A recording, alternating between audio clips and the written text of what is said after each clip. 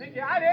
இந்த காணி கோயில்ல சாமி கும்பிட வந்தீங்க? மந்திரி யாரு? நாங்களோ சோழ நாட்டு சிறுதுண்ட வர்த்தன் ஆகுவேன்.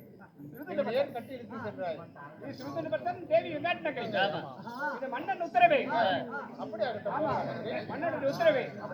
கோயில்ல கும்பிட கூடாது. மன்னன் எடுத்து கட்டி இழுத்து செல்கிறேன்.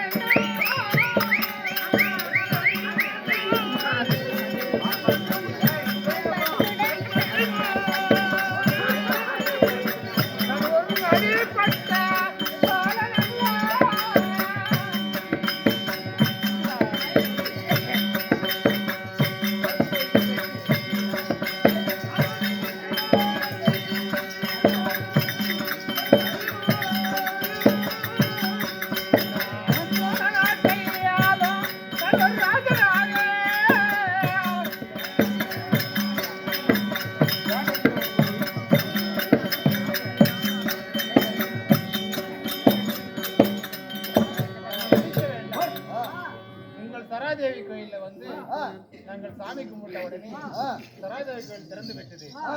ஆனால் எனக்கோ 40 வயது ஆகிவிட்டது. என் மனைவிக்கோ 40 வயது ஆகிவிட்டது. எனக்கோ 60 வயது ஆகிவிட்டது. நாங்கள் சராதேவி கோயில் காவலாளி அழைத்தார்.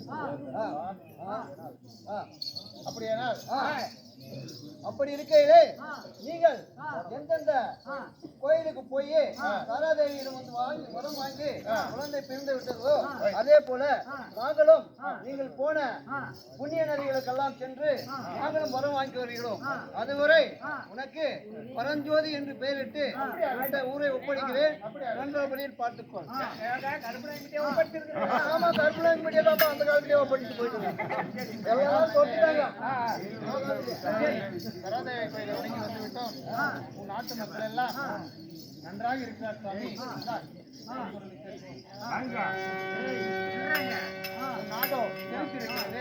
நாட்டுக்கு வந்த உடனே மாதம் 3 மலைகள் பெய்து உன் கப்பலோட்டை கடலெல்லாம் கட்டிவிட்டு நீ உன் நாட்டை வச்சு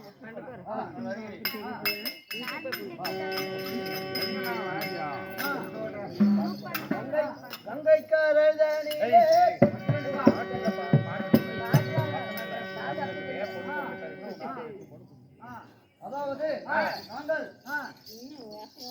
தாராதேவியை வணங்கி எந்த ஒரு பிள்ளை பலனும் இல்லாததால் இந்த நாட்டை உயிரினும் பொன் பொருளை அனைத்தும் பாதி உங்களுக்கு தருகிறேன். நாங்கள் வருவரை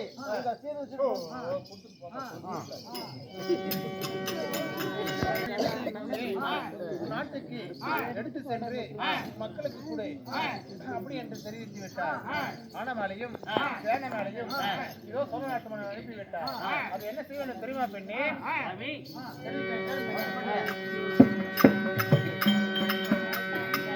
அடி காசு பணத்தை கொஞ்சம் திங்கலாமா பெண்ணே?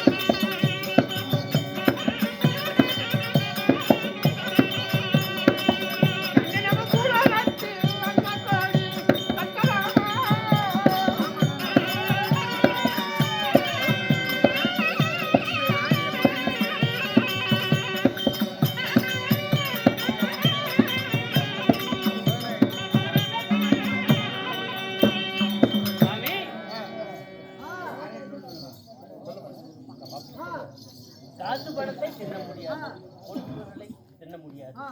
ஆனால் சுவாமி காசு பணத்தை காசு பணத்தை கொஞ்சம் தந்தே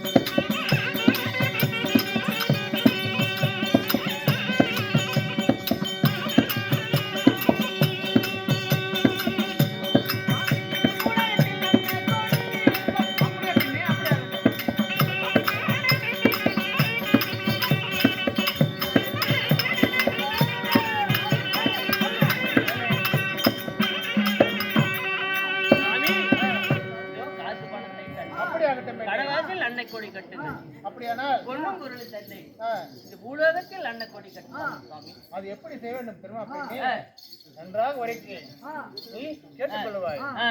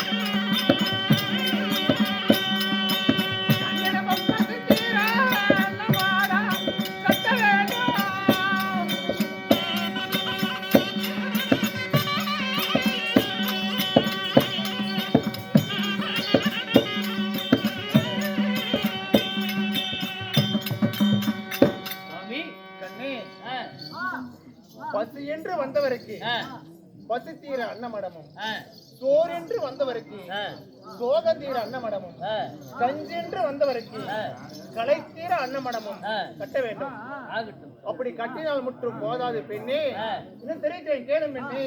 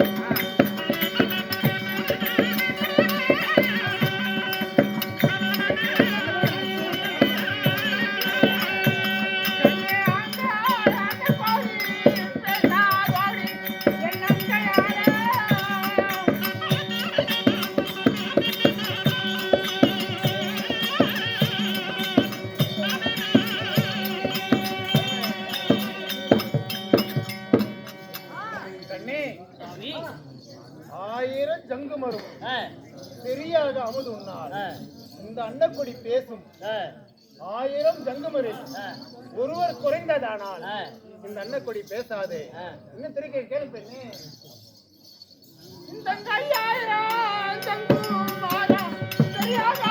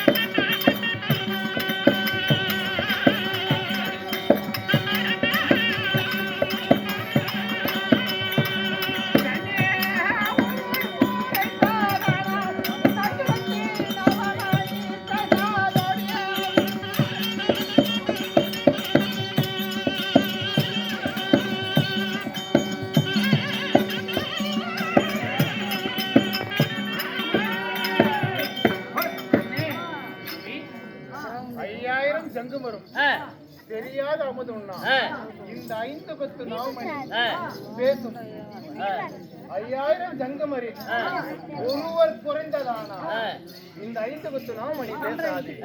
அப்படி இருந்தாலும் இன்னும் சிரிக்கிற கேளு பெண்ணே.